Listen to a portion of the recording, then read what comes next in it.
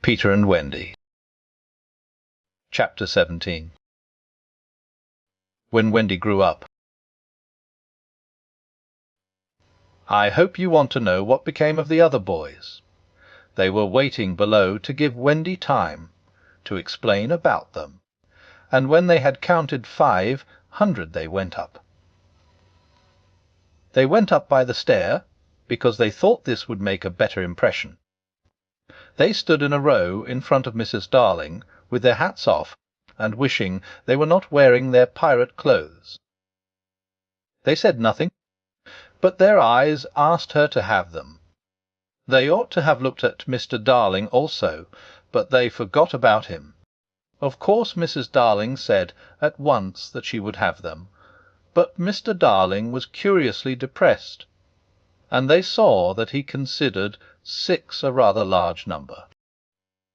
I must say, he said to Wendy, that you don't do things by halves, a grudging remark which the twins thought was pointed at them. The first twin was the proud one, and he asked, flushing, "Do you think we should be too much of a handful, sir? Because if so we can go away." "Father!" Wendy cried, shocked, but still the cloud was on him. He knew he was behaving unworthily, but he could not help it. "We could lie doubled up," said Nibs. "I always cut their hair myself," said Wendy. "George!" Mrs. Darling exclaimed, pained to see her dear one showing himself in such an unfavourable light. Then he burst into tears, and the truth came out. He was as glad to have them as she was, he said, but he thought they should have asked his consent as well as hers, instead of treating him as a cipher in his own house. "I don't think he is a cipher," Tootles cried instantly. "Do you think he is a cipher, Curly?" "No, I don't. Do you think he is a cipher, Slightly?" "Rather not. Twin, what do you think?" It turned out that not one of them thought him a cipher, and he was absurdly gratified, and said he would find space for them all in the drawing-room, if they fitted in. "We'll fit in, sir," they assured him. Then follow the leader, he cried gaily. "Mind you, I am not sure that we have a drawing-room, but we pretend we have, and it's all the same." Hoopla went off dancing through the house, and they all cried hoopla, and danced after him, searching for the drawing-room, and I forget whether they found it. But at any rate they found corners, and they all fitted in. As for Peter, he saw Wendy once again before he flew away. He did not exactly come to the window, but he brushed against it in passing, so that she could open it if she liked, and call to him. That was what she did. "Hello, Wendy, good-bye," he said. "Oh dear, are you going away?" "Yes." "You don't feel, Peter," she said falteringly, "that you would like to say anything to my parents about a very sweet subject?" "No. About me, Peter?" "No." Mrs. Darling came to the window, for at present she was keeping a sharp eye on Wendy. She told Peter that she had adopted all the other boys, and would like to adopt him also. "Would you send me to school?" he inquired craftily. "Yes." "And then to an office?" "I suppose so." "Soon I should be a man." "Very soon." "I don't want to go to school and learn solemn things," he told her passionately. "I don't want to be a man. Oh, Wendy's mother, if I was to wake up and feel there was a beard—" "Peter," said Wendy the comforter, "I should love you in a beard," and Mrs. Darling stretched out her arms to him, but he repulsed her. "Keep back, lady, no one is going to catch me and make me a man." "But where are you going to live?" "With Tink in the house we built for Wendy. The fairies are to put it high up among the tree-tops, where they sleep at nights." "How lovely!" cried Wendy so longingly that Mrs. Darling tightened her grip. "I thought all the fairies were dead," Mrs. Darling said. "There are always a lot of young ones," explained Wendy, who was now quite an authority, "because, you see, when a new baby laughs for the first time a new fairy is born, and as there are always new babies, there are always new fairies. They live in nests on the tops of trees, and the mauve ones are boys, and the white ones are girls, and the blue ones are just little sillies who are not sure what they are." "I shall have such fun," said Peter, with one eye on Wendy. "It will be rather lonely in the evening," she said, sitting by the fire. "I shall have Tink." "Tink can't go a 20th part of the way round." She reminded him a little tartly. "A sneaky tell-tale. Tink called out from somewhere round the corner." "It doesn't matter," Peter said. "Peter, you know it matters." "Well, then, come with me to the little house." "May I, mummy?" "Certainly not. I have got you home again, and I mean to keep you." "But he does so need a mother." "So do you, my love." "Oh, all right," Peter said, as if he had asked her from politeness merely, but Mrs. Darling saw his mouth twitch, and she made this handsome offer: to let Wendy go to him for a week every year to do his spring cleaning. Wendy would have preferred a more permanent arrangement, and it seemed to her that spring would be long in coming, but this promise sent Peter away quite gay again. He had no sense of time, and was so full of adventures that all I have told you about him is only a halfpennyworth of them. I suppose it was because Wendy knew this that her last words to him were these rather plaintive ones: "You won't forget me, Peter, will you, before spring cleaning time comes?" Of course Peter promised, and then he flew away. He took Mrs. Darling's kiss with him. The kiss that had been for no one else Peter took quite easily. Funny, but she seemed satisfied. Of course all the boys went to school, and most of them got into class Eta, but Slightly was put first into class IV, and then into class V. Class I is the top class. Before they had attended school a week they saw what goats they had been not to remain on the island, but it was too late now, and soon they settled down to being as ordinary as you or me or Jenkins minor. It is sad to have to say that the power to fly gradually left them. At first Nana tied their feet to the bedposts so that they should not fly away in the night, and one of their diversions by day was to pretend to fall off bosses. But by and by they ceased to tug at their bonds in bed, and found that they hurt themselves when they let go of the bus. In time they could not even fly after their hats.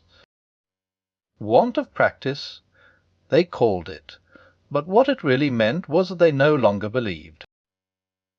Michael believed longer than the other boys, though they jeered at him, so he was with Wendy when Peter came for her at the end of the first year. She flew away with Peter in the frock. She had wiven from leaves and berries in the Neverland, and her one fear was that he might notice how short it had become. But he never noticed. He had so much to say about himself. She had looked forward to thrilling talks with him about old times, but new adventures had crowded the old ones from his mind. "Owu is Captain Hook?" he asked with interest when she spoke of the arch-enemy.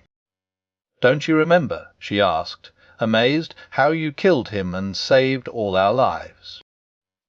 "I forget them after I kill them," he replied carelessly. When she expressed a doubtful hope that Tinker Bell would be glad to see her, he said, "Who is Tinker Bell?" "Oh, Peter," she said, shocked. But even when she explained, he could not remember. "There are such a lot of them," he said. "I expect she is no more." I expect he was right, for fairies don't live long, but they are so little that a short time seems a good while to them. Wendy was pained too to find that the past year was but as yesterday to Peter. It had seemed such a long year of waiting to her. But he was exactly as fascinating as ever, and they had a lovely spring cleaning in the little house on the tree tops. Next year he did not come for her. She waited in a new frock, because the old one simply would not meet, but he never came. Perhaps he is ill, Michael said. You know he is never ill. Michael came close to her and whispered, with a shiver, perhaps there is no such person, Wendy. And then Wendy would have cried if Michael had not been crying. Peter came next spring cleaning, and the strange thing was that he never knew he had missed a year. That was the last time the girl Wendy ever saw him. For a little longer she tried, for his sake, not to have growing pains, and she felt she was untrue to him when she got a prize for general knowledge. But the years came and went without bringing the careless boy, and when they met again Wendy was a married woman, and Peter was no more to her than a little dust in the box in which she had kept her toys. Wendy was grown up. You need not be sorry for her. She was one of the kind that likes to grow up. In the end, she grew up of her own free, will a day quicker than other girls. All the boys were grown up and done for by this time, so it is scarcely worth while saying anything more about them. You may see the twins and Nibs and Curly any day going to an office, each carrying a little bag and an umbrella. Michael is an engine driver, slightly married a lady of title, and so he became a lord. You see that judge in a wig coming out at the iron door. That used to be Tootles. The bearded man who doesn't know any story to tell his children was once John. Wendy was married in white with a pink sash. It is strange to think that Peter did not alight in the church and forbid the barns. The years rolled on again, and Wendy had a daughter. This ought not to be written in ink, but in a golden splash. She was called Jane, and always had an odd, inquiring look, as if from the moment she arrived on the mainland she wanted to ask questions. When she was old enough to ask them, they were mostly about Peter Pan. She loved to hear of Peter, and Wendy told her all she could remember in the very nursery from which the famous flight had taken place. It was Jane's nursery now, for her father had bought it at the 3 per cents, from Wendy's father, who was no longer fond of stairs. Mrs. Darling was now dead and forgotten. There were only 2 beds in the nursery now, Jane's and her nurse's, and there was no kennel, for Nana also had passed away. She died of old age, and at the end she had been rather difficult to get on with, being very firmly convinced that no one knew how to look after children except herself. Once a week Jane's nurse had her evening off, and then it was Wendy's part to put Jane to bed. That was the time for stories. It was Jane's invention to raise the sheet over her mother's head and her own, thus making a tent, and in the awful darkness to whisper. What do we see now? I don't think I see anything tonight, says Wendy, with a feeling that if Nana were here she would object to further conversation. Yes, you do, says Jane. You see when you were a little girl. That is a long time ago, sweetheart, says Wendy. Me, how time flies! Does it fly? Asked the artful child. The way you flew when you were a little girl. The way I flew. Do you know, Jane, I sometimes wonder whether I ever did really fly. Yes, you did. The dear old days when I could fly. Why can't you fly now, mother? Because I am grown up, dearest. When people grow up they forget the way. Why do they forget the way? Because they are no longer gay and innocent and heartless. It is only the gay and innocent and heartless who can fly. What is gay and innocent and heartless? I do wish I was gay and innocent and heartless. Or perhaps Wendy admits that she does see something. I do believe. She says that it is this nursery. I do believe it is, says Jane. Go on. They are now embarked on the great adventure of the night. when Peter flew in looking for his shadow. The foolish fellow, says Wendy, tried to stick it on with soap, and when he could not he cried, and that woke me, and I sewed it on for him. You have missed a bit, interrupts Jane, who now knows the story better than her mother. When you saw him sitting on the floor crying, what did you say? I sat up in bed and I said, "Boy, why are you crying?" Yes, that was it, says Jane, with a big breath. And then he flew us all away to the Neverland, and the fairies and the pirates, and the redskins and the mermaids, lagoon, and the home under the ground, and the little house. Yes? Which did you like best of all? I think I liked the home under the ground best of all. Yes, so do I. What was the last thing Peter ever said to you? The last thing he ever said to me was, "Just always be waiting for me, and then some night you will hear me crowing." Ah, yes. But, alas, he forgot all about me. Wendy said it with a smile. She was as grown up as that. What did his crow sound like? Jane asked one evening. It was like this, Wendy said, trying to imitate Peter's crow. No, it wasn't, Jane said gravely. It was like this, and she did it ever so much better than her mother. Wendy was a little startled. My darling, how can you know? I often hear it when I am sleeping, Jane said. Ah, yes, many girls hear it when they are sleeping, but I was the only one who heard it awake. Lucky you, said Jane. And then one night came the tragedy. It was the spring of the year, and the story had been told for the night, and Jane was now asleep in her bed. Wendy was sitting on the floor, very close to the fire, so as to see to darn, for there was no other light in the nursery, and while she sat darning she heard a crow. Then the window blew open as of old, and Peter dropped on the floor. He was exactly the same as ever, and Wendy saw at once that he still had all his first teeth. He was a little boy, and she was grown up. She huddled by the fire, not daring to move, helpless and guilty, a big woman. "Hullo, Wendy," he said, not noticing any difference, for he was thinking chiefly of himself, and in the dim light her white dress might have been the nightgown in which he had seen her first. "Hullo, Peter," she replied faintly, squeezing herself as small as possible. Something inside her was crying, "Woman, woman, let go of me." "Hullo, where is John?" he asked, suddenly missing the third bed. "The John is not here now," she gasped.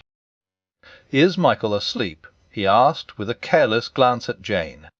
"Yes," she answered, and now she felt that she was untrue to Jane as well as to Peter. "The hat is not Michael," she said quickly, lest a judgment should fall on her. Peter looked. "Hullo, is it a new one?" "Ah, yes." "Boy or girl?" "Girl." Now surely he would understand, but not a bit of it.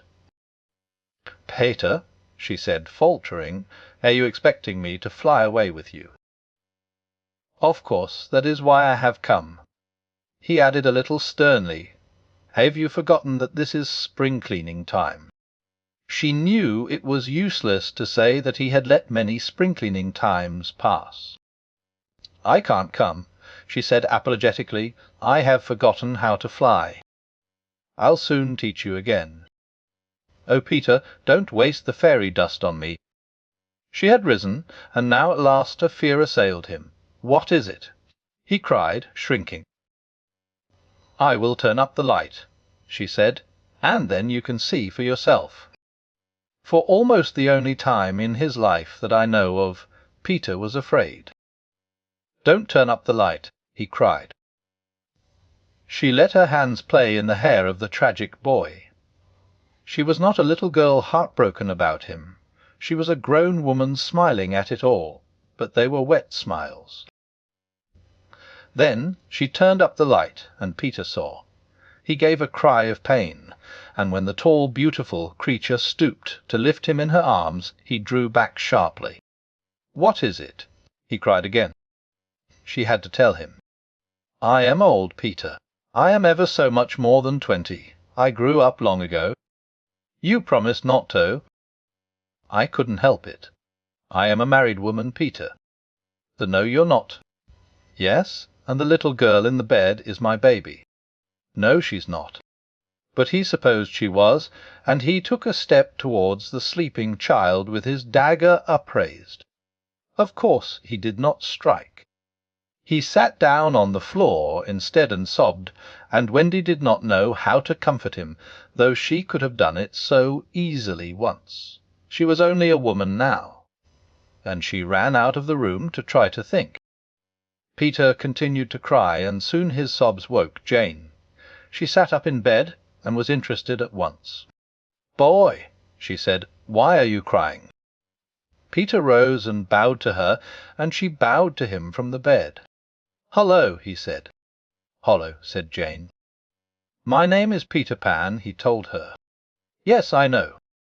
"I came back for my mother," he explained, "to take her to the Neverland." "Yes, I know," Jane said. "He'd been waiting for you." When Wendy returned diffidently, she found Peter sitting on the bedpost crowing gloriously, while Jane in her nightie was flying round the room in solemn ecstasy. "She is my mother," Peter explained, and Jane descended and stood by his side, with the look on her face that he liked to see on ladies when they gazed at him. "He does so need a mother," Jane said. "Yes, I know," Wendy admitted rather forlornly. "No one knows it so well as I." "Good-bye," said Peter to Wendy, and he rose in the air, and the shameless Jane rose with him. It was already her easiest way of moving about. Wendy rushed to the window. "No, no," she cried. "It is just for spring-cleaning time," Jane said. "He wants me always to do his spring-cleaning." "If only I could go with you," Wendy sighed. "You see you can't fly," said Jane. Of course in the end Wendy let them fly away together. Our last glimpse of her shows her at the window, watching them receding into the sky until they were as small as stars. As you look at Wendy you may see her hair becoming white, and her figure little again, for all this happened long ago. Jane is now a common grown-up, with a daughter called Margaret, and every spring-cleaning time, except when he forgets, Peter comes for Margaret and takes her to the Neverland, where she tells him stories about himself, to which he listens eagerly.